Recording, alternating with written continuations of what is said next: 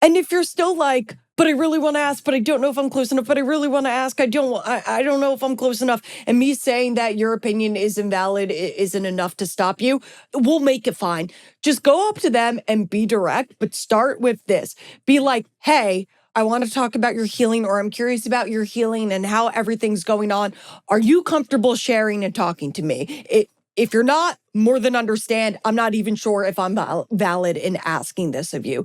And they might be like, no, I'm really desperate to talk about it. Or they might be like, fuck off. And whichever one it is, okay. Almost dying taught me how to live. Being struck by a car left me in a 3.5-week coma with 15 broken bones and 16 surgeries to complete, including brain surgery. However, I woke up from that coma in an even greater place than I ever foresaw for myself. How? The universe will guide you out of the darkness and into the light if you allow it. Often, spirituality comes off as too highbrow. I'm not about that. Welcome to the podcast that talks and teaches about it through the lens of humor. Together, we'll harness positive energy and use it to work with the universe, all while giggling the entire time. Welcome to Gabriella Rebranded. Win most, lose some. I think the last thing a trauma survivor wants to hear is just get over it.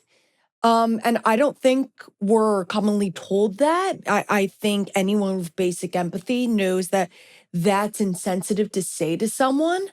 But I am sure it is said a lot of times behind our backs. I wish they would just get over it. It was years ago. They need to move on. I don't get why she always brings it up. Like, she's always playing that card. Like, stop it. That last one was said to my face one time, but I digress. I also one time had somebody tell me that I talk about my brain injury too much. So yes, we have been told those things. Again, digress. Anyway, to an extent, I get it. Whether you're a hater or someone who wants to be there for someone because you love and care about them, feeling like somebody you love is dwelling on something or refusing to let it go can be exhausting. You don't want someone you love to let someone dictate their life that you don't feel like they should give that power to. Believe me, I 100% get that. But here's why getting over it doesn't work for trauma survivors. Before I get into the rest of the episode, you guys know what I'm going to do. Like, subscribe, review, go to my website, sign up for the newsletter, GabriellaRebranded.com. Hit me up on social media, at Gabriella Rebranded on absolutely everything. Okay, that's it. Yay. Let's get one thing straight right off the bat. People can only understand the extent of their own emotions and their own experiences. So if you haven't been through what the trauma survivor has been through, you don't get it, you don't understand, stop pretending that you do. From the outside looking in, we don't know how someone is internally affected. And we don't know all the details of someone's trauma and what's been affected and how many things have been affected and in what ways. Chances are you don't know all the details of what happened, even if you know a lot. And even the trauma survivor themselves probably doesn't know all the ways that they've been affected. Learning how much your trauma has affected you and where it's affected you is a years-long process. And over the course of several years, it will show up in different ways at different times. So to pass a judgment on a trauma survivor and where they should be or if they should have gotten over it by now, that's completely invalid. Whenever anyone tells a story about anything, no matter how detailed, you should always assume you're only seeing a percentage of the picture. And you're also only seeing it through their lens, their own perspective. And one person's perspective is not the whole situation. It's not the whole story. The percentage that you know may be higher or lower depending on how close you are with that person or how sort of neutral or bipartisan they can be when they're telling the story, but it is still only a percentage of what's going on. There is a chunk or several chunks of information and situations and aspects and angles and all the viewpoints, all the lenses on the camera that you don't know. I recently had a traumatizing experience, unrelated to the Nissan, but a traumatizing experience nonetheless. And it wasn't something that I was vocal about, especially a huge part of it I wasn't vocal about because it was my business and only my business. And like, again, it's trauma. I'm handling as I had to handle it. You know, I have a slow processing speed as a consequence of my brain injury, but a lot of people, when they go through any form of trauma, it just takes a while to process it. So like, yeah, I wasn't sharing a lot of it and I didn't have to. Like it was something that affected me. Like it wasn't anyone's business. I had people saying things behind my back and passing judgment, sometimes negative, and offering me feedback on how I should be handling things when they didn't even know what was going on. I wasn't done processing. It was something very serious and very big and very personal. So to have people coming at me, you best believe I did not stand for an ounce of that. To those that implied I should get over it or let it go, mind your damn business. You're speaking out of your ass. You don't know what's going on. And that's how it is for all trauma survivors. Everyone is speaking out of their ass when they speak about someone else's trauma or someone else's individual experience. Everyone handles pain differently, and everyone's healing is not linear. So, where someone is in their process of healing may not be where, like, you personally want it to be, but like, it's healing isn't about what you, an outside party, personally wants. They may be taking longer to heal than you expected them to. They may be going through different cycles, whether it's grief and anger and overscheduling themselves or shutting themselves down, and anxiety and hypervigilance and sadness and overscheduling themselves. Like there's tons of cycles of healing that we all go through. The only thing that you should be doing when observing a trauma survivor's healing is checking in to make sure that they're safe. And they may not want to share all the details with you. That's it. That's their prerogative. Just make sure that they're safe.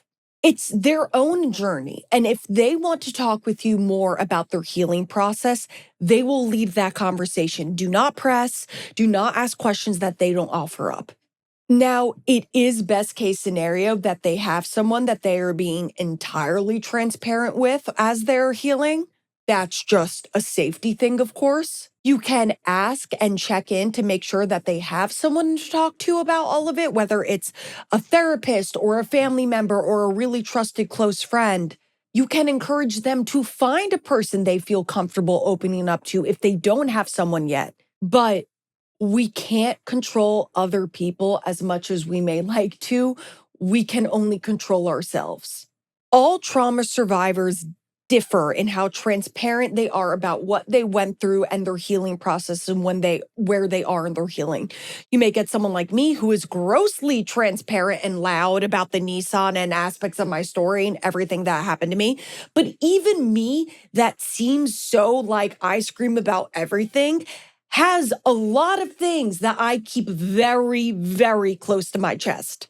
I've noticed that I scream and am very vocal about smaller things and medium-sized things and even a lot of big things, especially the ones that seem more obvious, so that no one even considers like other things that could potentially go on. Like, I've bamboozled everyone around me to think that if I ever have a problem in my life, I fucking scream about it so that, like, no one even considers that there may be other things going on that they don't know about.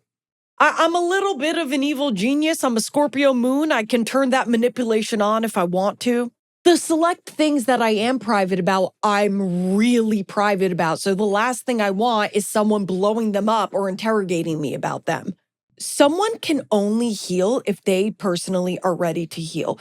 You may have someone that you love so much that you desperately want to go to therapy and they definitely need that therapy. There may be very obvious things happening that they need to be in therapy, but unless they themselves want to commit to it, it's not going to happen. Even if you somehow force them there, it probably won't be productive. Someone can only heal if they are ready to heal. And believe me, I know that, as do my parents. If you are a super close friend of a trauma survivor or a family member of a trauma survivor, you can just ask them, hey, I'm not gonna like pressure you to talk about this, but if you would like to talk about any aspects of your healing, like I'm so happy to ask questions and listen, because there is a chance that sometimes trauma survivors are so desperate to talk about what they're going through, but they don't want to be the one to bring it up. But you should always, one, only do this if you're a close friend or family member. And then you should also always add that little bit of a disclaimer of like, I'm not going to necessarily push you to talk about what you don't want to talk about. But if you want to talk about it, I would love to ask you questions. I'm curious about your healing. Trauma can make you feel really, really lonely. I mean, it not can. Trauma does make you feel really, really lonely. So there is a chance that they want at least one person to talk about their trauma with. You can ask if they've considered therapy, if they've considered a support group, if they are craving that sense of communication and community and feeling lonely. If you want to press a little more and ask them things like if they've considered medication or whatever, only do that if you're super, super, super close with them. And if you have any doubts, if you're close enough to ask that question, that's your answer right there. You're not close enough to ask that question. So don't ask it. Don't ask it. And your opinion, whatever it is, it's invalid. Not every opinion is valid in every conversation. And also always remember, there is no one trick pony for healing. So just because you're like, well, I know that person went to that support group and that really worked for them, or I know that girl fucking loves Lexapro, it's been really good for her. Everyone's healing is different. Everyone's brain is different. So like, do not like compare one trauma survivor to another trauma survivor, no matter how similar, okay? Just like everyone's healing path is unique because everyone's brain is unique. And if you're still like, but I really want to ask, but I don't know if I'm close enough, but I really want to ask, I don't know if I'm close enough. And me saying that your opinion is invalid isn't enough to stop you. That's fine. I mean, it will make it fine. Just go up to them and be direct, but start with this. Be like, hey, I want to talk about your healing, or I'm curious about your healing and how everything's going on. Are you comfortable sharing and talking to me? If you're not, more than understand. I'm not even sure if I'm valid in asking this of you. And they might be like, no, I'm really desperate to talk about it. Or they might be like, fuck off. And whichever one it is, okay. Sometimes just being direct and asking the damn question and not playing all this like theoretical, I don't know if I should, I don't know, dancing around everything is like the best case scenario. So if you have a trauma survivor in your life and you just wish they would get over it, and you only have good intentions and you love them so much and you just want to ask questions because you're so curious and you care about them and it's all well intentioned. So why are you not supposed to press? And why are you not supposed to ask these invasive questions when it's all good intentions and you just want the best for them? Let me break it down for you. It's fun to talk about Taylor Swift and Travis Kelce, but do any of us actually know what the fuck we're talking about? No. We say our opinions to like our friends and stuff like that because they're celebrities and they have a public life. But would we ever say them directly to Taylor and Travis? No. One, because I don't think any of us anytime soon are going to be in a situation where we get to have a sit-down interview with Taylor Swift and Travis Kelce. But also, two, we don't say our opinions to Taylor and Travis because that would be fucking ludicrous. We don't observe them on a day-to-day basis. We do not know what the fuck we are talking about. Talk about speaking out of your ass. Like, as much as I would have loved to have been a fly on the wall when Justin Bieber heard Lose You to Love Me by Selena Gomez for the first time, I wasn't. So I don't know anything about that situation. I wish I did, but I don't. And it's the same when trauma affects us normies, non-celebrities, okay? And even when trauma affects celebrities, it's always the same, okay? It's exactly that. Everyone is entitled to their own wrong opinion, but not everyone is entitled to share that opinion. Everyone is on their own journey and healing as they may. Not everyone's going to handle things the exact same as you or heal the exact same as you. Isn't that what makes humanity fascinating? How boring would it be if every single person you knew handled things exactly as you did, had all the opinions that you did, you never got to have fun debates, none of you had any original ideas from the other because you all had the same ideas, none of you had any special skills that were different than the other because you all had the same skills? I mean, like, think about what's that episode? I think it's in the Fairly Odd Parents where it's like the gray people and everyone's gray and they're just like a gray blob walking around. Someone's going to listen and know what I'm talking about. Like, that's what life would be if everyone handled everything the exact same as you. We are all a sum of our own experiences, and trauma is its experience. So it impacts you. It's a piece of you. It's there. And you can't just get over a piece of yourself. And that piece may be remodeled, renovated, reduced, expanded, redesigned, foreclosed, rebranded, but it is there and it always will be. I am stronger than my trauma. I am bigger than my trauma, but that doesn't mean that my trauma didn't impact me. There have been so many changes to my life and me as a person and my life path because of my trauma. And that is true of all trauma survivors, no matter how big or small. So, no, we can't just get over it and we shouldn't deny it or resist it. That just makes it worse. Still there, but worse. We have to accept it and accept that it's there. Only then can we do what we should do with it. Just let it be and learn to work with it, however that may be.